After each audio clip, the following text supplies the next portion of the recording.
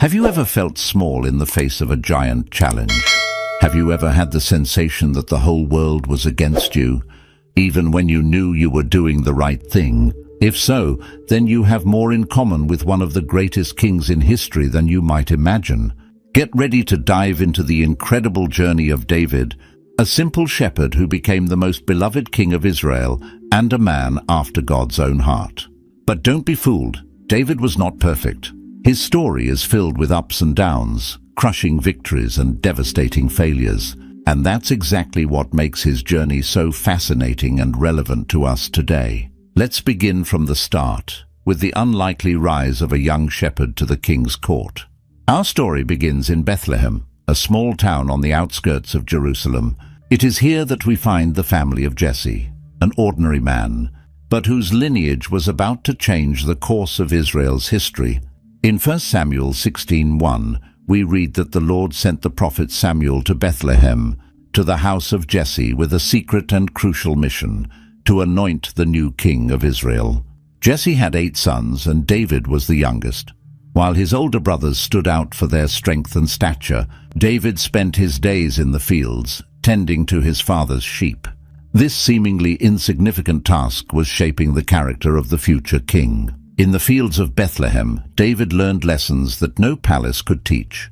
He developed courage while protecting the flock from predators, compassion while caring for the weaker sheep, and leadership while guiding the flock to green pastures and still waters. Unbeknownst to him, he was being prepared to lead a nation. In 1 Samuel 16:11, when Samuel arrived at Jesse's house, all the older sons were presented one by one. But the Lord had not chosen any of them.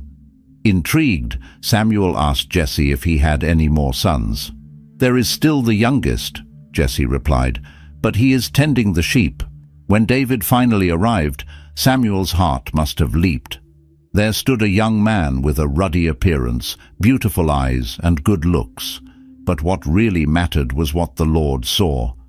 "Rise and anoint him," the Lord said to Samuel, "for this is the one chosen." In 1 Samuel 16:13, we read the moment that would forever change David's life and the destiny of Israel. Samuel took the horn of oil and anointed David in the presence of his brothers. At that moment, the Spirit of the Lord came powerfully upon David. Imagine the scene. A young shepherd, probably confused and surprised, being anointed as the future king of Israel. His brothers, who had always seen him as the little brother, were now witnessing something extraordinary. But David's journey was just beginning. After his anointing, David returned to the fields. Externally, nothing had changed. He was still a shepherd, still tending the sheep. But internally, a transformation had begun. The Spirit of the Lord was with him, preparing him for what was to come. Meanwhile, in King Saul's court, darkness was settling in. In 1 Samuel 16:14-23, we read that the Spirit of the Lord had departed from Saul, and an evil spirit tormented him. Saul's servants, seeking a solution, suggested that someone skilled in playing the harp be found, believing that music could calm the disturbed king. It was then that David's name came up. One of the servants knew him and described him as someone who not only played well, but was also brave, a warrior, wise in speech, and of good appearance. And most importantly, the Lord is with him. Thus, David was summoned to Saul's court. The young shepherd, who had recently spent his days in the fields of Bethlehem, now found himself in the royal palace, playing to soothe the tormented spirit of the king. Saul was impressed with David and made him his armor-bearer. At this point in the story, we see how God was orchestrating events.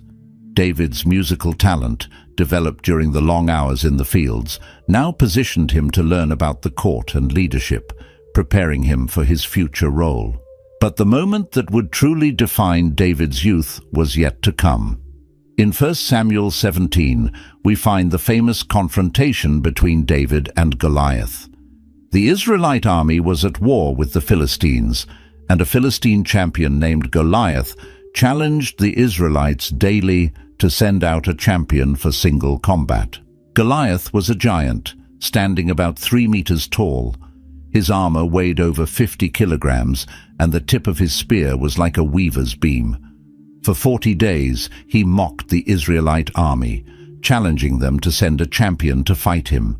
David, who had temporarily returned to tend his father's sheep, was sent to the battlefield to bring supplies to his older brothers.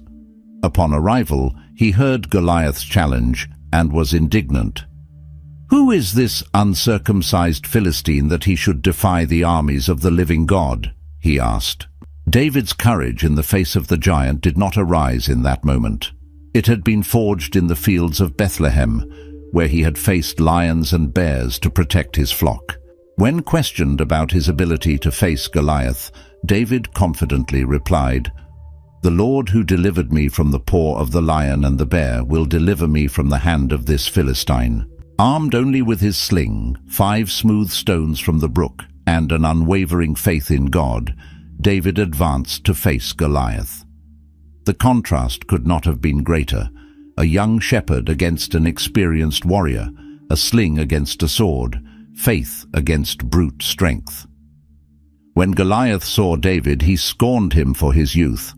"Am I a dog that you come to me with sticks?" mocked the giant. But David replied with words that would echo through the ages. "You come against me with sword, spear, and javelin, but I come against you in the name of the Lord of hosts, the God of the armies of Israel, whom you have defied." With a single stone from his sling, David struck Goliath in the forehead, and the giant fell. In an instant, the improbable had happened. The shepherd had defeated the warrior.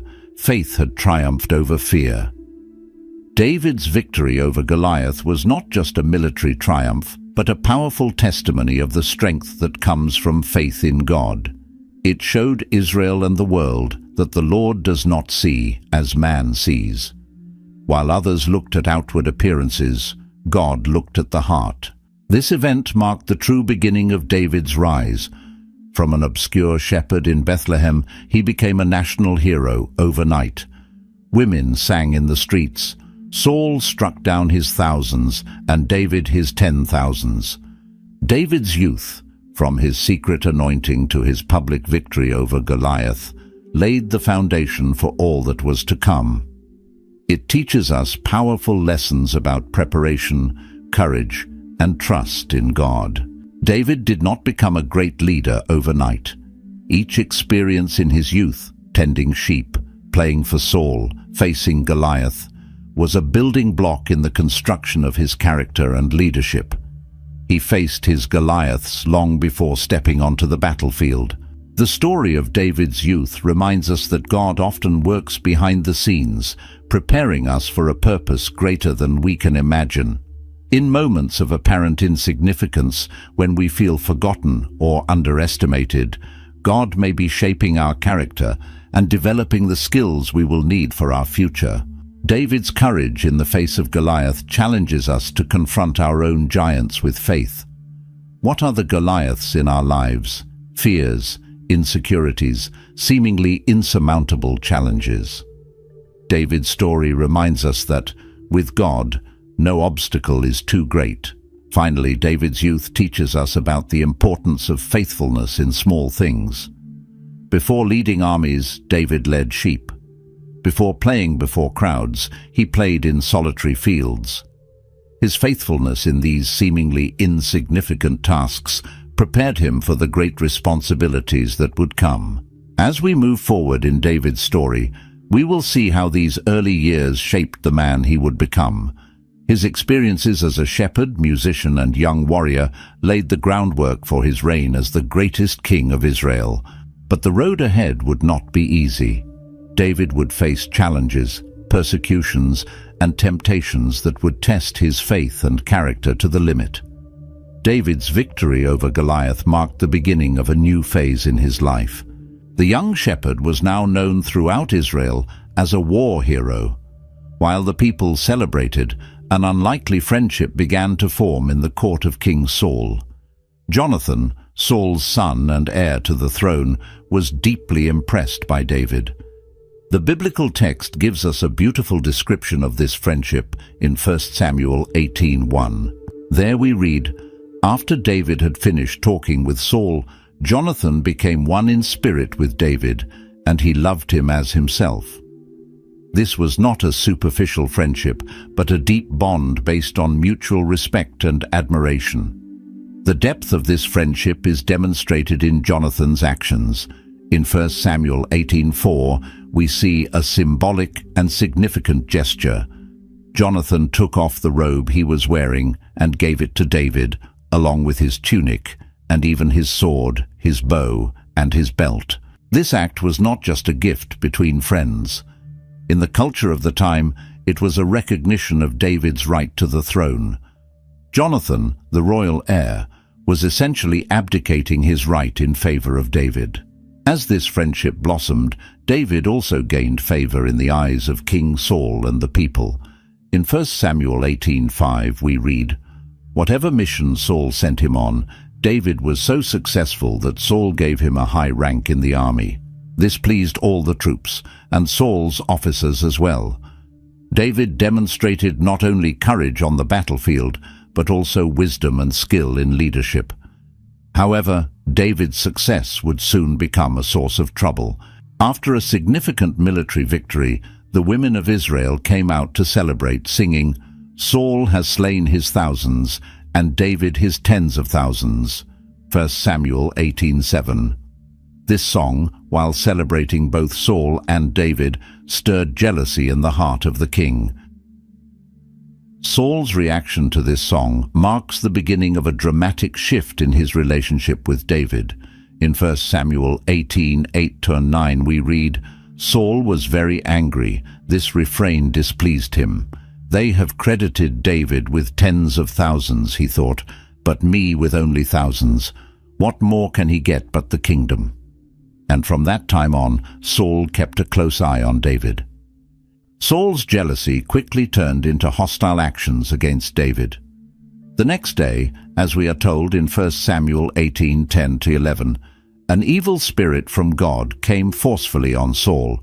He was prophesying in his house, and David was playing the lyre, as he usually did.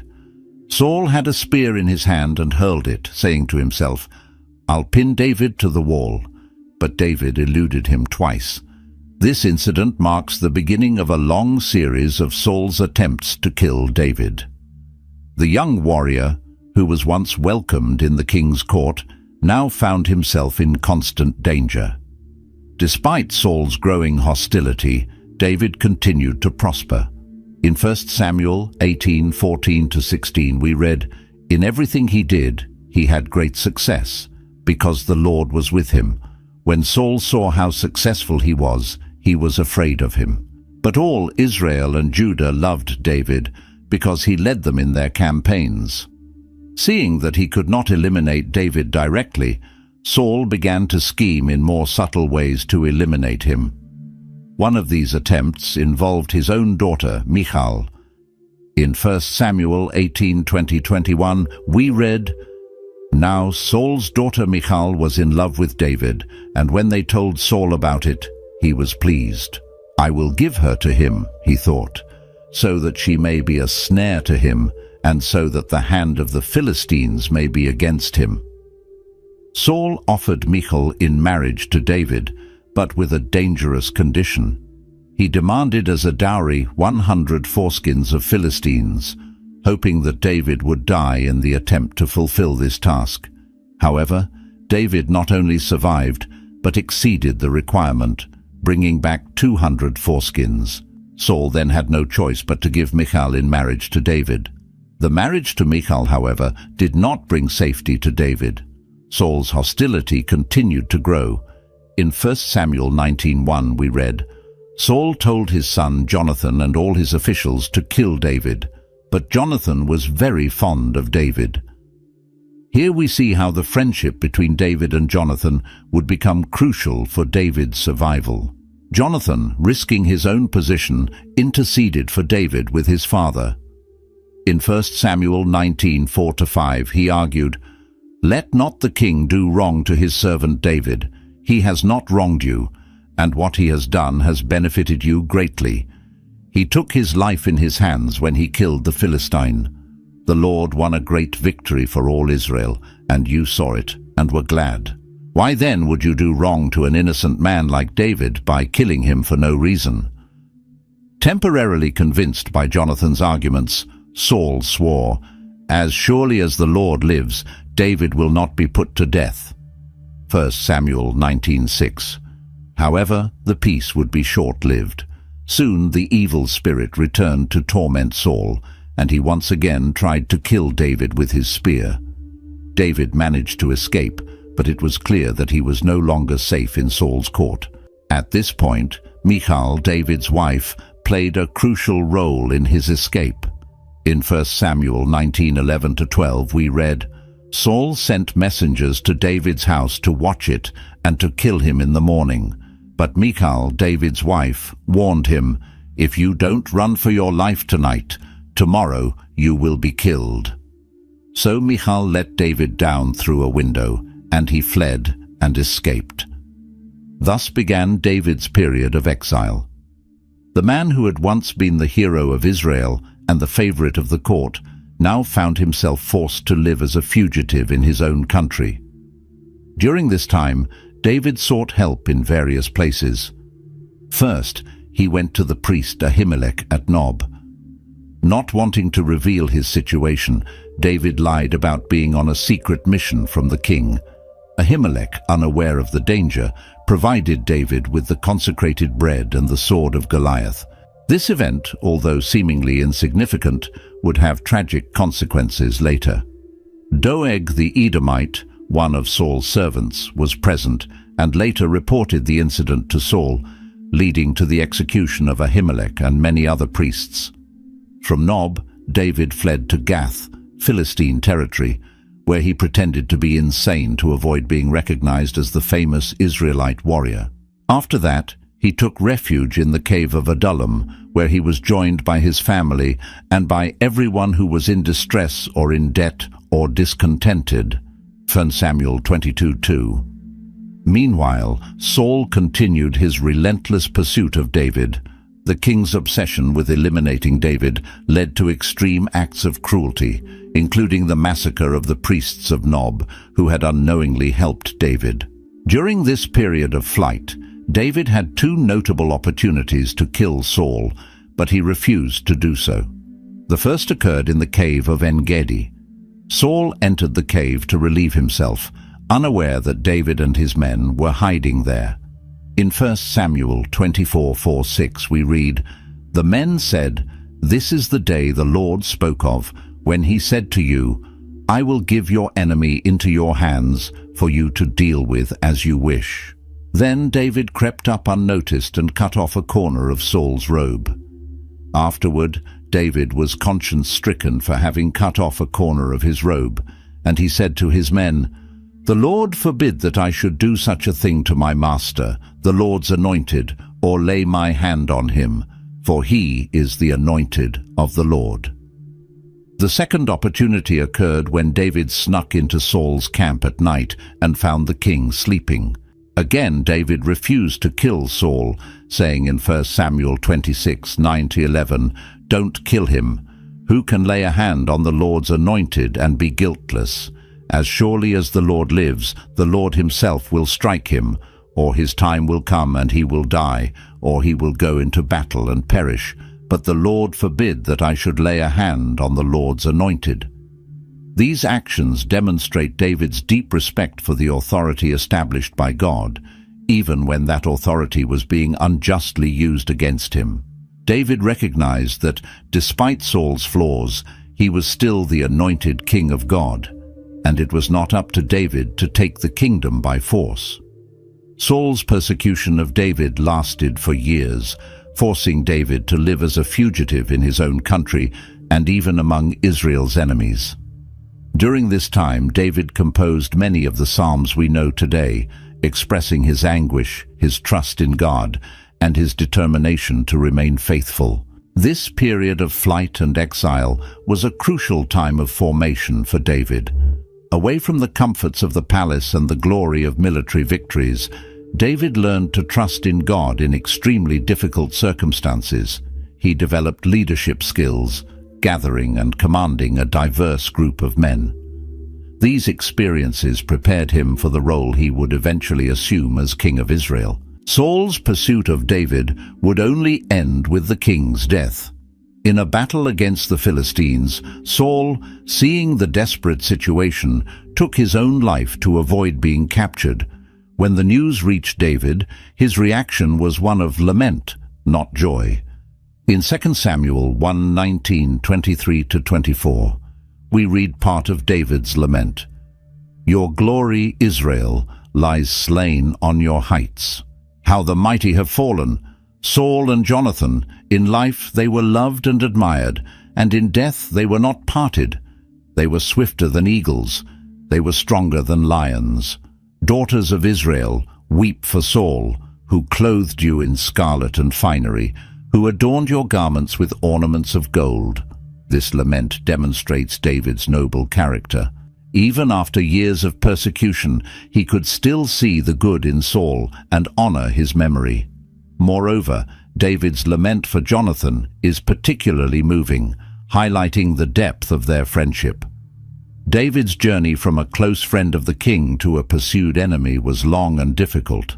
However, through these trials, David's character was shaped and strengthened. He learned lessons of humility, patience, and trust in God that would be crucial in his future role as king of Israel. The story of David and Saul teaches us valuable lessons about leadership, jealousy, friendship, and faithfulness to God. We see how envy can corrupt even those who were once chosen by God, and how integrity and faith can sustain a person through the most difficult trials. As David prepared to assume the throne that God had promised him years before, he carried with him the lessons learned during those years of persecution. These experiences would profoundly shape his reign and his relationship with God in the years to come. The news of Saul and Jonathan's death reached David through a young Amalekite. The messenger, hoping for a reward, claimed to have dealt the final blow to Saul at the king's request. However, his expectation of reward was thwarted by David's reaction. In 2 Samuel 1:14-16 we read, "Then David asked him, 'Why weren't you afraid to lift your hand to destroy the Lord's anointed?' Then David called one of his soldiers and said, 'Go, kill him.' So he struck him down, and he died. For David had said to the Amalekite, 'You are responsible for your own death, for your own mouth testified against you when you said, I killed the Lord's anointed.'" This action of David demonstrated his deep respect for the authority anointed by God, even when that authority had been used against him. It also served as a clear warning to all that any attempt to gain favor with David through violence against his enemies would be severely punished. After a period of mourning, David sought divine guidance for his next step. In 2 Samuel 2:1 we read, "In the course of time, David inquired of the Lord, 'Shall I go up to one of the towns of Judah?' The Lord said, 'Go up.' David asked, 'Where shall I go?' 'To Hebron,' the Lord answered. This consultation with God before acting would be a hallmark of David's reign, distinguishing him from Saul, who often acted on his own. Upon arriving in Hebron, David was anointed king over the tribe of Judah. In 2 Samuel 2:4 it is written, "Then the men of Judah came to Hebron, and there they anointed David king over the tribe of Judah." This was the first step in the fulfillment of the promise that God had made to David years before, when he was secretly anointed by Samuel. However, David's ascent to the throne of all Israel would not be immediate or easy. Abner, the commander of Saul's army, had proclaimed Ishbosheth, Saul's son, as king over the other tribes of Israel. This initiated a period of civil war between Saul's house and David's house. In 2 Samuel 3:1 we read, "The war between the house of Saul and the house of David lasted a long time. David grew stronger and stronger, while the house of Saul grew weaker and weaker." This verse summarizes well the general course of events during this period, but the details of this civil war are marked by tragedy and complexity. One of the most notable events of this period was the death of Abner. After a disagreement with Ishbosheth, Abner decided to change his allegiance to David. He was well received by David and sent away in peace. However, Joab, David's military commander, saw Abner as a threat and assassinated him in revenge for his brother's death. David's reaction to this assassination is revealing. In 2 Samuel 3:28-29, David declares, "Later, when David heard about this, he said, 'I and my kingdom are forever innocent before the Lord concerning the death of Abner son of Ner. It is Joab and his family who are guilty. May Joab's family never be free of someone who has a running sore or leprosy, or who leans on a crutch, or who falls by the sword, or who lacks food.'" This statement shows David's commitment to justice and his refusal to tolerate unnecessary violence, even when perpetrated by his own men. The civil war finally came to an end with the assassination of Ishbosheth by two of his own captains. Hoping to receive a reward from David, they brought Ishbosheth's head to Hebron. Once again, David's reaction surprised everyone. In 2 Samuel 4:9-12 we read, "But David answered Rechab and his brother Baanah, the sons of Rimmon the Beerothite, 'As surely as the Lord lives, who has delivered me out of all trouble, when someone told me, Saul is dead, and thought he was bringing good news, I seized him and put him to death at Ziklag. That was the reward I gave him for his news. How much more when wicked men have killed an innocent man in his own house and on his own bed? Shouldn't I now demand his blood from your hand and rid the earth of you?' So David gave an order to his men, and they killed them. They cut off their hands and feet and hung the bodies by the pool in Hebron. But they took the head of Ishbosheth and buried it in Abner's tomb at Hebron." With Ishbosheth's death, the way was open for David to become king over all Israel. In 2 Samuel 5:1-3, we see the unification of the kingdom. All the tribes of Israel came to David at Hebron and said, "We are your own flesh and blood. In the past, while Saul was king over us, you were the one who led Israel on their military campaigns.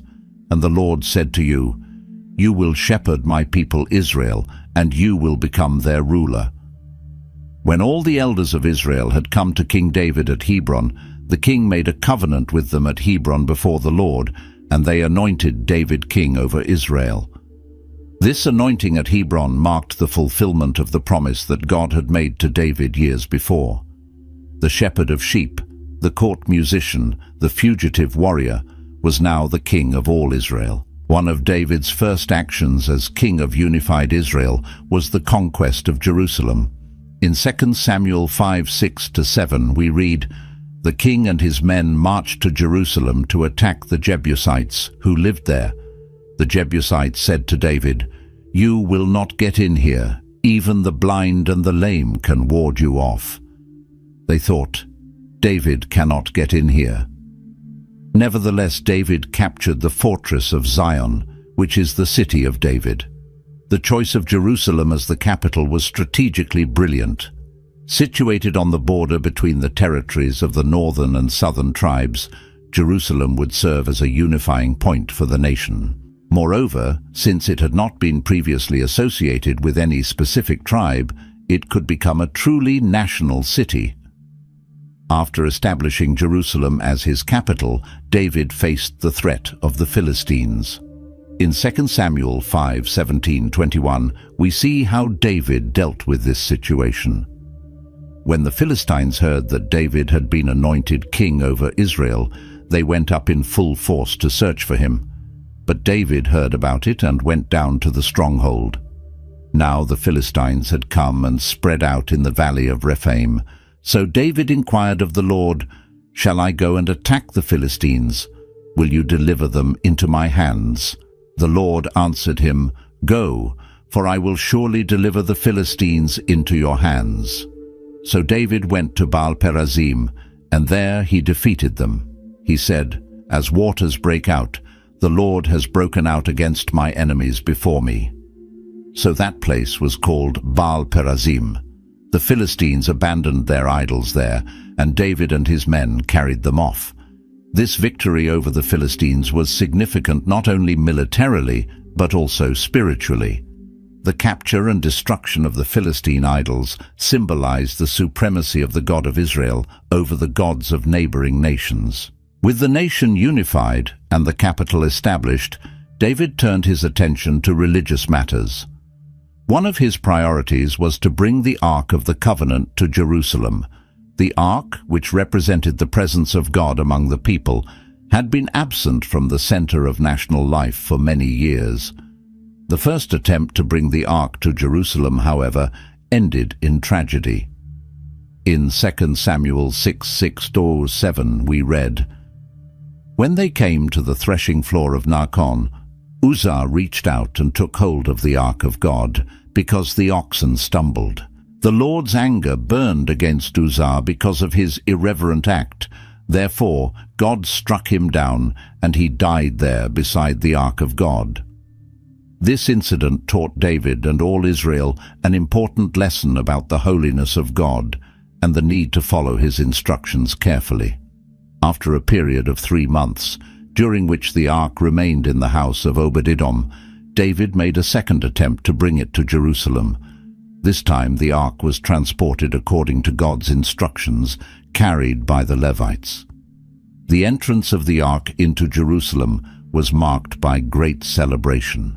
In 2 Samuel 6:14-15 we read, "Wearing a linen ephod, David danced before the Lord with all his might, while he and all Israel brought up the ark of the Lord with shouts and the sound of trumpets." David's dance before the ark was an act of pure worship and abandonment to the Lord. However, not everyone appreciated this act of devotion. Michal, the daughter of Saul and David's wife, despised him for his behavior. David's response to Michal in 2 Samuel 6:21-22 reveals much about his heart. David said to Michal, "It was before the Lord, who chose me rather than your father or anyone from his house, when he appointed me ruler over the Lord's people Israel. I will celebrate before the Lord. I will become even more undignified than this, and I will be humiliated in my own eyes, but by these slave girls you mentioned, I will be held in honor." With the ark established in Jerusalem, David desired to build a permanent temple to house it. However, God had other plans. In 2 Samuel 7:5-7, we read God's response through the prophet Nathan. "Go and tell my servant David, this is what the Lord says. Are you the one to build a house for me to dwell in? I have not dwelt in a house since the day I brought the Israelites up out of Egypt to this day. I have been moving from place to place with a tent as my dwelling. Wherever I have moved with all the Israelites, did I ever say to any of their rulers whom I commanded to shepherd my people Israel, 'Why have you not built me a house of cedar?'" Although God denied David's request to build the temple, he made an extraordinary promise to David. In 2 Samuel 7:11-16, God promises, "The Lord declares to you that the Lord himself will establish a house for you. When your days are over and you rest with your ancestors, I will raise up your offspring to succeed you, your own flesh and blood, and I will establish his kingdom. He is the one who will build a house for my name, and I will establish the throne of his kingdom forever. I will be his father, and he will be my son. When he does wrong, I will punish him with a rod wielded by men, with floggings inflicted by human hands. But my love will never be taken away from him, as I took it away from Saul, whom I removed from before you. Your house and your kingdom will endure forever before me. Your throne will be established forever." This promise, known as the Davidic covenant, is one of the most significant moments in the history of Israel. God promised David an everlasting dynasty, a promise that would find its ultimate fulfillment in Jesus Christ, the Son of David par excellence. David's response to this promise is a beautiful prayer of gratitude and humility. In 2 Samuel 7:18-19 we read, "Then King David went in and sat before the Lord, and he said, 'Who am I, sovereign Lord, and what is my family, that you have brought me this far?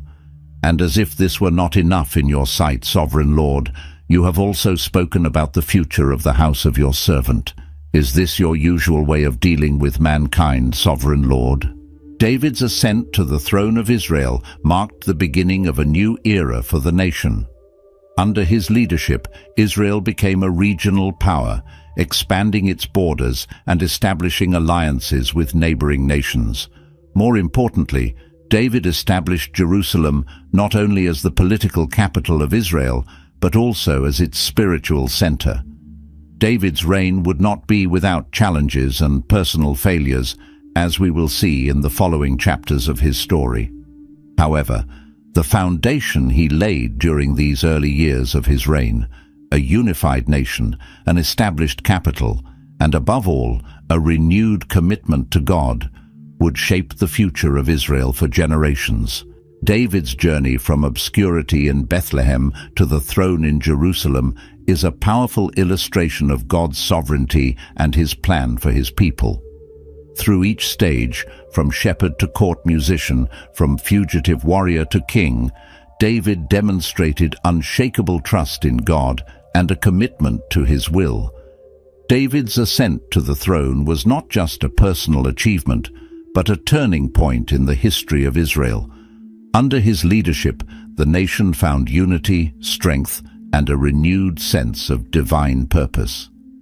The choice of Jerusalem as the capital and the establishment of the Ark of the Covenant there laid the groundwork for what would become the center of Jewish worship for centuries. The Davidic covenant, God's promise of an eternal dynasty, pointed beyond the immediate kingdom of David toward a future messianic hope. This promise would become central to the hope and faith of Israel, finding its ultimate fulfillment in Jesus Christ. The story of David's rise teaches us valuable lessons about patience, perseverance, and trust in God's timing. David waited years for the fulfillment of God's promise, facing persecution and exile.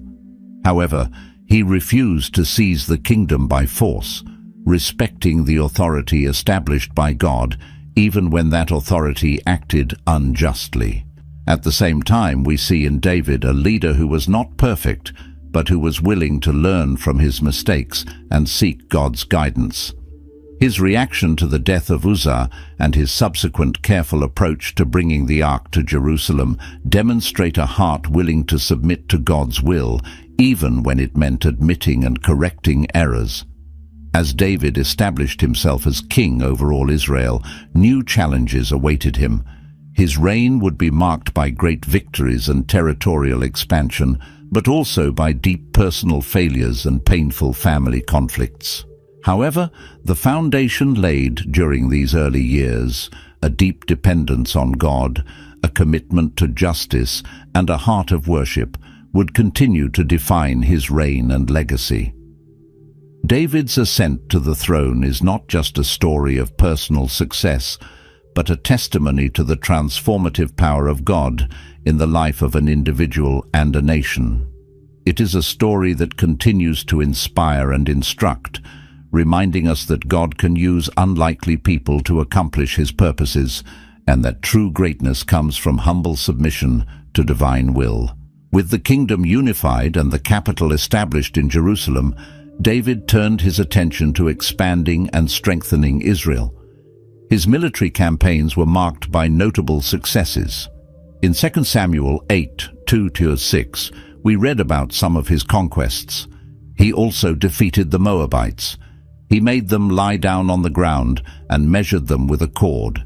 Every 2 measures of men he separated one to be killed, and 1 complete measure to remain alive. So the Moabites became subject to David and brought tribute. David also defeated Hadadezer, son of Rehob, king of Zobah, as he went to restore his monument along the Euphrates River. David captured 1,000 of his chariots, 7,000 cavalry, and 20,000 foot soldiers. He hamstrung all the chariot horses except 100 of them. When the Arameans of Damascus came to help Hadadezer, king of Zobah, David struck down 22,000 of them. He put garrisons in the Aramean kingdom of Damascus, and the Arameans became subject to him and brought tribute. The Lord gave David victory wherever he went. These victories not only expanded the borders of Israel, but also brought great wealth to the kingdom. David dedicated much of the war plunder to the Lord, demonstrating his gratitude to God for his victories. David's reign was also marked by acts of justice and compassion. In 2 Samuel 9:1 we see David asking, "Is there anyone still left of the house of Saul to whom I can show kindness for Jonathan's sake?" This led to the encounter with Mephibosheth, the son of Jonathan, to whom David showed great kindness, fulfilling his promise to Jonathan. However, at the height of his power and success, David committed a sin that would tarnish his reign and bring lasting consequences. The story begins in 2 Samuel 11:1-2. In the spring, at the time when kings go off to war, David sent Joab out with the king's men and the whole Israelite army. They destroyed the Ammonites and besieged Rabbah, but David remained in Jerusalem. One evening David got up from his bed and walked around on the roof of the palace. From the roof he saw a woman bathing. This woman was Bathsheba, the wife of Uriah the Hittite, one of David's elite soldiers. Instead of turning away, David sent for her and committed adultery with her. When Bathsheba informed him that she was pregnant, David attempted to cover up his sin. First, he called Uriah back from the battlefield, hoping he would sleep with his wife and thus believe the child was his. But Uriah, demonstrating great integrity, refused to enjoy the comforts of home while his comrades were in battle. In 2 Samuel 11:11, Uriah says to David, "The ark and Israel and Judah are staying in tents, and my lord Joab and my lord's men are camped in the open country. How could I go to my house to eat and drink and make love to my wife? As surely as you live, I will not do such a thing." Seeing that his initial plan had failed, David made an even darker decision. He sent Uriah back to battle with a message for Joab, ordering that Uriah be put in the front lines of the fiercest fighting and then abandoned to die. After Uriah's death, David took Bathsheba as his wife. David may have thought his sin would remain hidden, but nothing escapes God's eyes. In 2 Samuel 12:1 we read, "The Lord sent Nathan to David." The prophet Nathan confronted David with a parable about a rich man who stole and killed the only sheep of a poor man. Indignant at the injustice of the story, David declared that the man deserved to die. It was then that Nathan pronounced, "You are that man." Nathan's confrontation led David to repentance. In 2 Samuel 12:13, David confesses, "I have sinned against the Lord." Although God forgave David, the consequences of his sin were severe.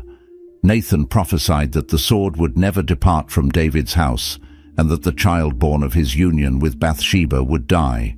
Indeed, the child of David and Bathsheba became ill, and despite David's pleas, he died after 7 days. David's reaction to this loss is remarkable. In 2 Samuel 12:20 we read, "Then David got up from the ground, washed himself, put on lotions, and changed his clothes. He went into the house of the Lord and worshipped." When questioned about his behavior, David demonstrated his faith in God's sovereignty, saying in 2 Samuel 12:23, "But now that he is dead, why should I go on fasting? Can I bring him back again? I will go to him, but he will not return to me." The consequences of David's sin continued to unfold in the following years. One of Nathan's most painful predictions was fulfilled when Amnon, David's son, raped his half-sister Tamar. This act led to a cycle of revenge and rebellion that culminated in Absalom's revolt, another son of David. Absalom's rebellion forced David to flee from Jerusalem in a scene that echoed his previous flight from Saul. In 2 Samuel 15:30, we see a moving image of David. But David continued up the Mount of Olives, weeping as he went. His head was covered, and he was barefoot. All the people with him covered their heads and were weeping as they went up. During his flight, David faced insults and humiliations, but he responded with humility and trust in God. When Shimei, a man from Saul's family, cursed David, he replied in 2 Samuel 16:11-12, "Leave him alone, let him curse me, for the Lord has told him to. It may be that the Lord will look upon my misery and restore to me his covenant blessing instead of his curse today." Absalom's rebellion ended with his death, against David's explicit orders to spare his son's life. David's lament for Absalom's death is one of the most emotional moments in the Bible. In 2 Samuel 18:33, we read, "The king was shaken. He went up to the room over the gateway and wept. As he went, he said, 'O my son Absalom, my son Absalom, if only I had died instead of you, O Absalom, my son, my son.'" Despite these personal challenges and tragedies, David's reign continued to be marked by military victories and prosperity for Israel. However, near the end of his reign, David committed another significant error by taking an unauthorized census of the people. In 2 Samuel 24:10, David acknowledges his mistake. After he had counted the fighting men, David was conscience-stricken, and he said to the Lord, "I have sinned greatly in what I have done. Now, Lord, I beg you, take away the guilt of your servant. I have done a very foolish thing." This census resulted in a plague that claimed the lives of 70,000 Israelites. The plague was only stopped when David built an altar and offered sacrifices at the site that would later become the location of the temple. David's reign, with its glories and sins, serves as a powerful reminder of the complexity of human nature and the constant need to trust in God. Despite his failures, David maintained a heart turned toward God, always seeking repentance and restoration when he fell. That is why, despite his sins, David is remembered as a man after God's own heart. In the last years of his reign, David turned his attention to a project he had long desired to undertake, the construction of a temple for the Lord. Although God indicated that it would be David's son, not David himself, who would build the temple, David dedicated himself to making extensive preparations for this great undertaking. In 1 Chronicles 22:5, we read about David's efforts. David said, "My son Solomon is young and inexperienced, and the house that is to be built for the Lord should be of great magnificence and fame and splendor in the sight of all the nations. Therefore I will make preparations for it." So David made extensive preparations before his death. David's dedication to the cause of the temple is evident in the amount of resources he gathered for the project. In 1 Chronicles 22:14, David declares, "I have taken great pains to provide for the temple of the Lord 100,000 talents of gold, 1,000,000 talents of silver, quantities of bronze and iron too great to be weighed, and wood and stone. You may add to them." In addition to the material resources, David also took care to organize the Levites and priests for service in the future temple. He established shifts for the priests, organized the musicians and singers, and designated gatekeepers for the temple. All these preparations demonstrate David's concern to ensure that worship of God would be conducted with reverence and order after his death. As David grew older, the question of succession to the throne became pressing. Although God had already chosen Solomon to succeed David, there was an attempted usurpation by Adonijah, another son of David. This succession crisis is described in 1 Kings 1. In response to this threat, David acted decisively to establish Solomon as his successor. In 1 Kings 1:32-35, we read, "King David said, call in the priest Zadok, the prophet Nathan, and Benaiah son of Jehoiada. When they came before the king, he said to them, "Take your Lord's servants with you, and have Solomon my son mount my own mule, and take him down to Gihon. There have Zadok the priest and Nathan the prophet anoint him king over Israel. Blow the trumpet and shout, 'Long live King Solomon!' Follow him up to the throne, and he is to sit on my throne and reign in my place. I have appointed him ruler over Israel and Judah." With Solomon firmly established as his successor, David turned his attention to giving his final instructions, both to Solomon and to the people of Israel. In 1 Kings 2:2-4, David gives wise counsel to Solomon. "I am about to go the way of all the earth. So be strong, act like a man, and observe what the Lord your God requires. Walk in his ways and keep his decrees and commands, his laws and regulations, as written in the law of Moses. Do this so that you may prosper in all you do, and wherever you go, and that the Lord may keep his promise to me. If your descendants watch how they live, and if they walk faithfully before me with all their heart and soul, you will never fail to have a successor on the throne of Israel." In his last recorded words, David addresses the entire assembly of Israel. In 1 Chronicles 29:10-13, he offers a beautiful prayer of praise and thanksgiving. David praised the Lord in the presence of the whole assembly, saying, "Praise be to you, Lord, the God of our father Israel, from everlasting to everlasting. Yours, Lord, is the greatness and the power and the glory and the majesty and the splendor, for everything in heaven and earth is yours. Yours, Lord, is the kingdom. You are exalted as head over all. Wealth and honor come from you. You are the ruler of all things. In your hands are strength and power to exalt and give strength to all. Now, our God, we give you thanks and praise your glorious name." After a life filled with highs and lows, great triumphs and painful failures, David finally rested. In 1 Kings 2:10-11 we read, "Then David rested with his ancestors and was buried in the city of David. He had reigned for 40 years over Israel, 7 years in Hebron and 33 in Jerusalem."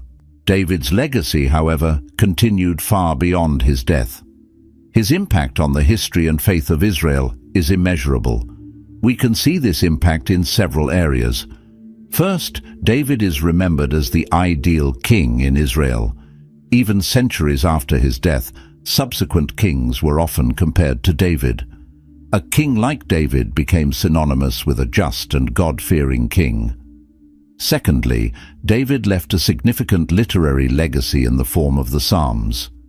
Many of the Psalms are attributed to David, and they continue to be a source of comfort, inspiration, and guidance for the faithful today. David's Psalms express the full range of human experience, from joy to sorrow, from trust to despair, always in the context of an unwavering faith in God. Thirdly, and perhaps most significantly, David became central to Israel's messianic expectations. God's promise to David of an eternal dynasty, the Davidic covenant, led to the hope of a son of David who would establish an everlasting kingdom. This hope found its fulfillment in the person of Jesus Christ. In Matthew 1:1, the New Testament begins with these words, "This is the genealogy of Jesus the Messiah, the son of David, the son of Abraham." Jesus is often referred to as the Son of David in the Gospels, and his Davidic lineage is seen as the fulfillment of messianic prophecies. David's life, with all its complexities, offers us valuable lessons that transcend his specific time and context. The story of David teaches us about God's sovereignty in history. God chose David, the youngest son of Jesse, to become Israel's greatest king. This reminds us that God often works through the unlikely and the underestimated to accomplish his purposes. David's life also illustrates the importance of faith and trust in God. From his confrontation with Goliath to his years as a fugitive and his reign as king, David demonstrated unwavering trust in God, even in seemingly impossible circumstances. At the same time, David's story shows us the reality of sin and its consequences, even in the lives of heroes of faith. David's adultery with Bathsheba and the murder of Uriah had lasting consequences. However, David's response when confronted with his sin, genuine repentance and humble acceptance of God's judgment, provides us with a model for how we should deal with our own failures. David's life also teaches us about the importance of forgiveness and restoration. Despite his grave sins, David experienced God's forgiveness and was restored to fellowship with him. This gives us hope that no matter how far we may have fallen, forgiveness and restoration are always available to those who turn to God with sincere repentance.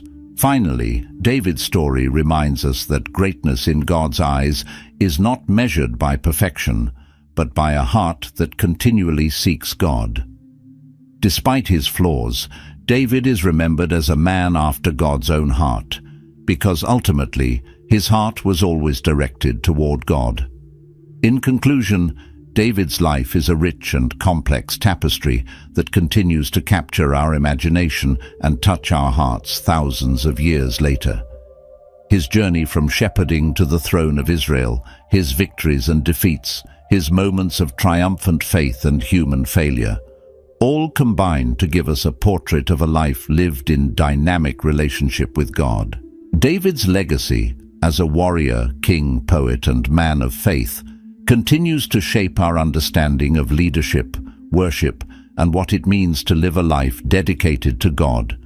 His story reminds us that God can use imperfect people to accomplish his perfect purposes, and that true greatness lies not in the absence of flaws, but in the continual willingness to turn to God in all circumstances of life.